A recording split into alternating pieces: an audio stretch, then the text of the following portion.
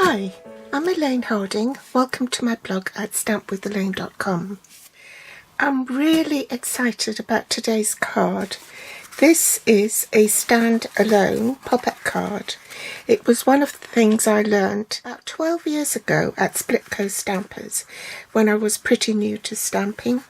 Unfortunately, being such a long time ago, I've lost the original and I had to make it from scratch and adapt it for a new stamp set called Garden Greenhouse. It folds flat and will fit in an envelope, and that's the back where you can sign. So, you know, if you want to sign and you've already glued this in, then you just fold that flat and you can write on it. So this is the front half of the sentiment and that's the bottom half, so I split them and did it that way. You can find the Garden Greenhouse bundle in the January to June 2022 mini. It's on page 28 and this is the stamp set. It's a distinctive stamp on some of the stamps. It incorporates light and dark shades within the stamp, so it reduces having to do 2 or 3 step stamping to get the same effect. You can see the dies better on this page, page 79, which features all the bundles in the catalogue. This die will cut out this stamped image here. This is a chart to make it easier for you to visualize. There are 2 dies same, so that it speeds up your work when you're trying to die cut pieces to make a card up. This die will cut out the stamped image here. There are 2 separate individual dies for cutting leaves and this shape. This die will cut out this stamped image, this stamp here. You stamp in a darker colour and you layer it on top of this stamp here, and then you can die cut them together like so. So that's what it looks like. There are 4 different dies to cut out the stamped flowers, and this is what it looks like when they're die cut. These flowers are meant to go on this stamped image, and this go on top of the stems here. Then there are 2 each of the larger flowers and 2 of the smaller flowers, and they don't have any stamps to match, but you can see I've used them to decorate the front of the box. This will cut out the greenhouse shape. This is the overlay, and I highly recommend that you use an adhesive sheet behind the cardstock before you die cut it. It will make your life a lot easier, and then you overlay that on top of your greenhouse. And there's also another shaped leaf, a single one of that, and I've used it on this card here. Now the stamped image of the greenhouse has a different profile from this one, so it doesn't actually cut the stamped image. That's a different stamp altogether. When I was making this project, I knew just what papers I wanted in mind, and that was the Ever Eden Designer Series papers. And once I made it, I looked it up on the website and the papers weren't there. If you do have this paper as spare in your stash, you can make it with this. So long as the papers have got evening evergreen and soft succulent in it, you can use a different set of papers. This is the bloom where you grow papers, so I think I'll use that one and that one, and this is the reverse. So having made that faux pas, I created one in some current papers, and this one is the tulip one. I can't remember what it's called, but it's rich raspberry and Highland heather. And I tied a ribbon around this one and used the double oval punch to put a sentiment there. And that's the back. I've mounted my stamps on the Stamparatus. The inks I'm using are Pale Papaya, Soft Succulent and Evening Evergreen. Metallic Pearls, Evening Evergreen Scraps. The Expressions in Ink Ephemera pack run through the cardstock you need for the pop-up mechanism. This is the pop-up base, and you cut it at 8.5 by 5.5. Bring in my scoreboard, and with the long side on top, you want to score it at 5/8 inches, 2 1/8 inches, 2 3/4 inches,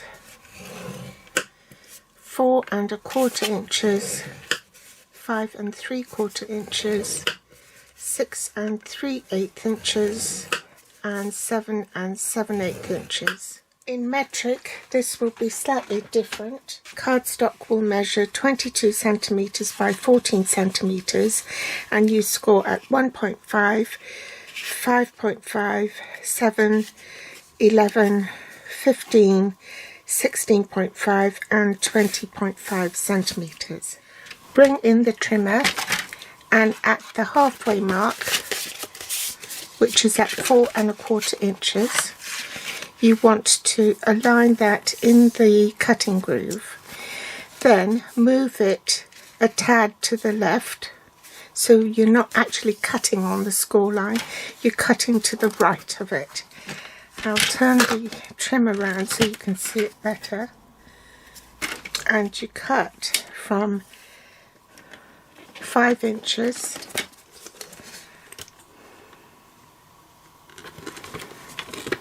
up to 1/2 inch.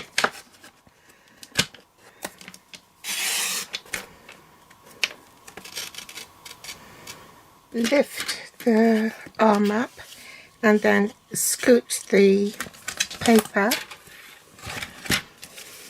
to the left so that it's not in the cutting groove. Just a tad, and repeat the cut. 5 inches up to 1/2 inch. Use the scissors and connect the two cut lines.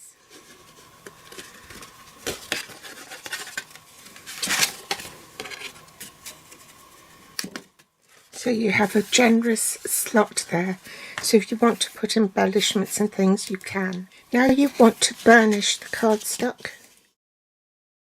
Next you'll need the matte layers for the top of the box, here and here, and you need to cut 2 pieces in Evening Evergreen, 5 3/8 by 1 3/8.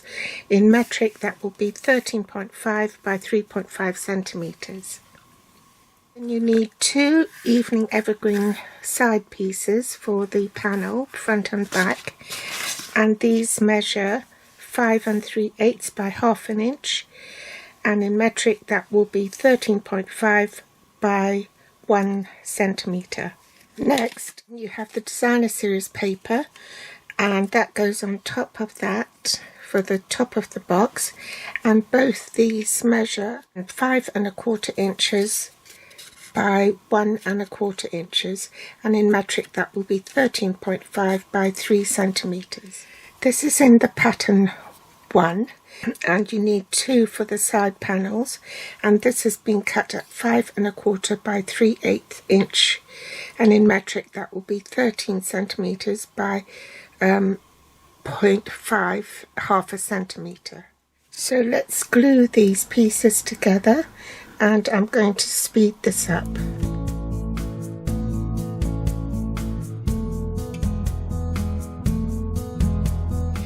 Next I want to glue this to the box.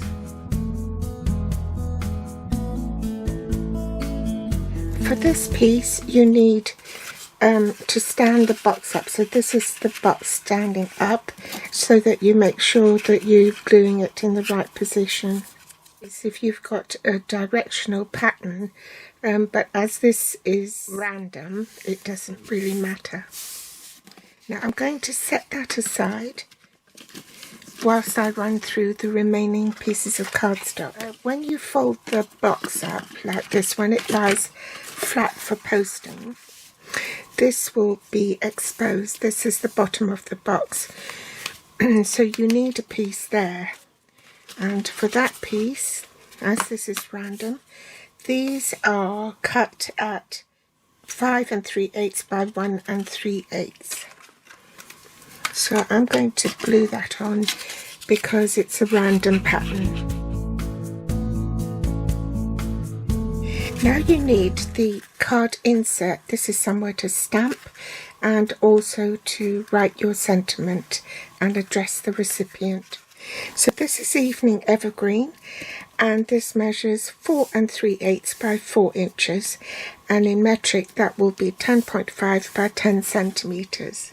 Then you have 2 pieces of basic white to go on top, on the front, and one on the back, and this measures 4 1/4 by 3 7/8.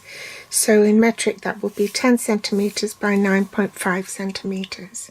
Now normally I would stamp first before gluing it onto the matte layer, but I set up my stamps with the matte layer on because I'm not stamping off the card, I'm stamping it right in the middle.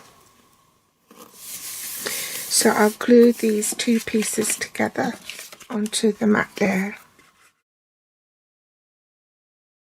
Back the cardstock right up into the corner of the stamp apparatus and ink it up in Evening Evergreen.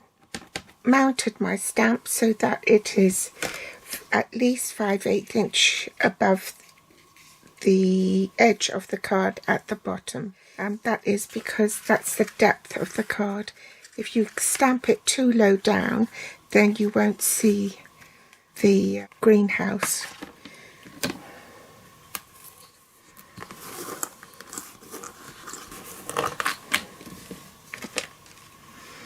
So that didn't take, and that's the beauty of the stamp apparatus.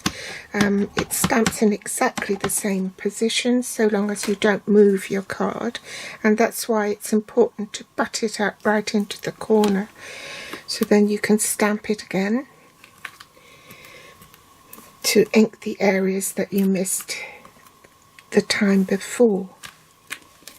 Now I'm going to switch plates and stamp this in Soft Succulent, but before I do that I want to place a mask on the edge of the greenhouse, because the plants aren't going to break out of the greenhouse, are they?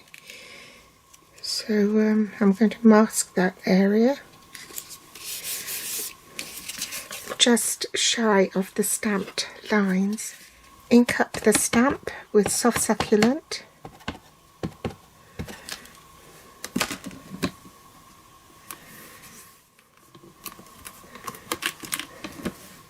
Flip the card over and stamp it on the back.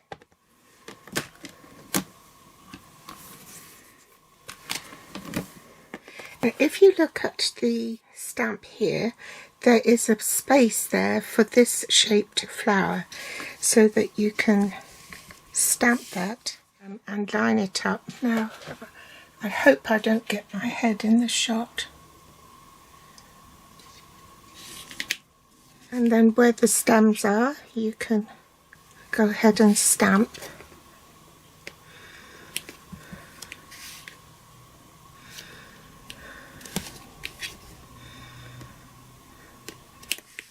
Flip it over and do the same for here. On a scrap piece of cardstock, I'm going to stamp the sentiment in Soft Succulent.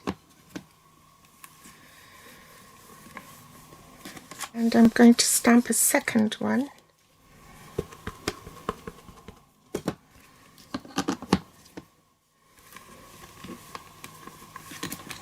So I want to cut, I'm going to cut that at an angle, cut this bit straight, cut across there, trim off a little bit here, glue this directly onto the cardstock. I'm not going to put it on dimensionals because it's got to go through the slot.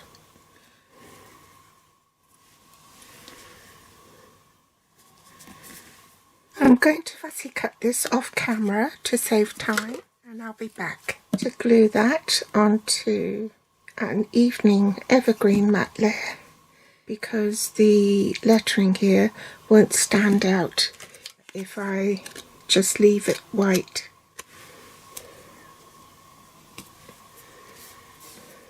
Then I'll go and fussy cut that off camera as well. Glue that. Oops.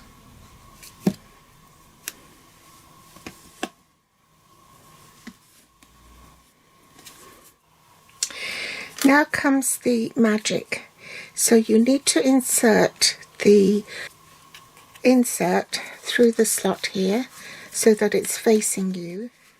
Fold this up and apply adhesive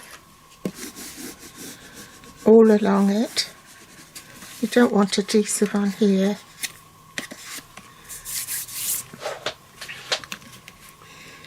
Bend that back and bring this down to meet the bottom edge. Okay? You don't want it poking through the edge there, beyond the edge of the fold here either, so it shouldn't be visible. Then put adhesive on this end bit here and adhesive on this bit here. Oops. And this is folded as well and placed on top. Folded on top of the card like that. So burnish it to make sure that it is properly bonded. Then when you put this down, there's your pop-up standalone box.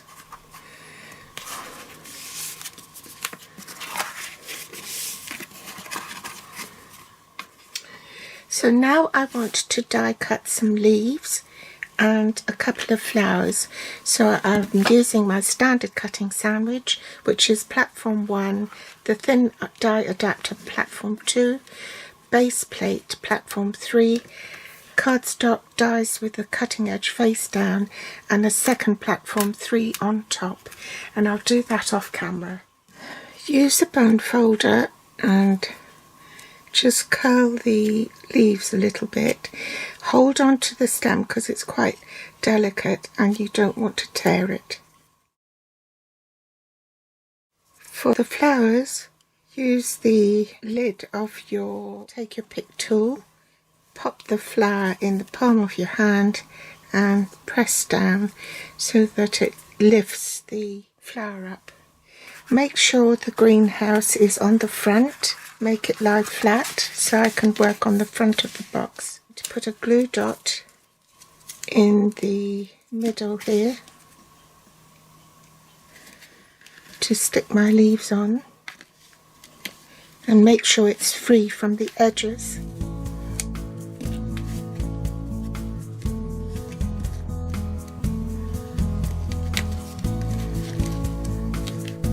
Take one of the gold leaves from the ephemera pack, pop one there,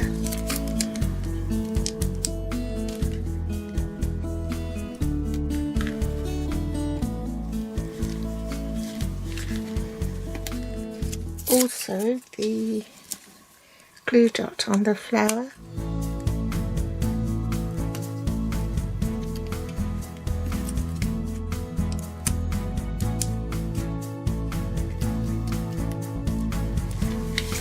And last of all, finishing touch, pop the gold metallic pearl in the center.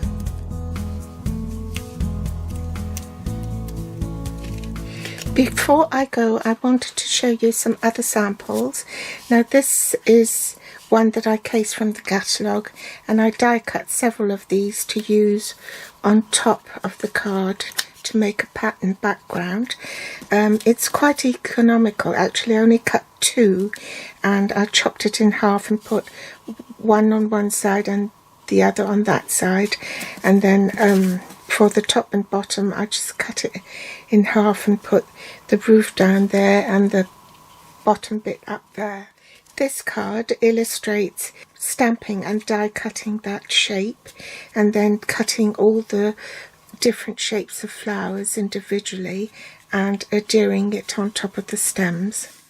In this sample I've shown how you can stamp on the inside and then put a window sheet and sandwich it in between your top front layer and the card front, and this showcases the 2-step stamping image with the succulents on the front of the card.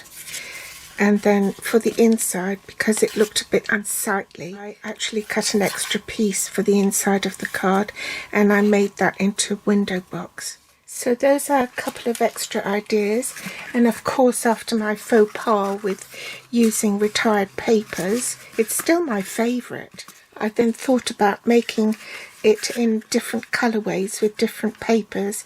So this is from Flowering Fields, I think it is. I added a few to just tone the papers in with that.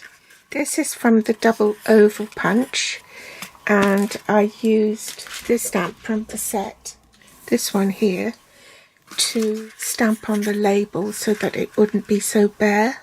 I hope you've enjoyed today's tutorial. That's the back and that's the front. Thanks for joining me today, and I'll be back with more inspiration next time. All the links to the supplies are listed below this video in the Show More section. You can also find me on Facebook, Pinterest or Instagram. If you'd like to read more about this project, then do hop over to my blog at stampwithelaine.com. Thanks for watching. Bye.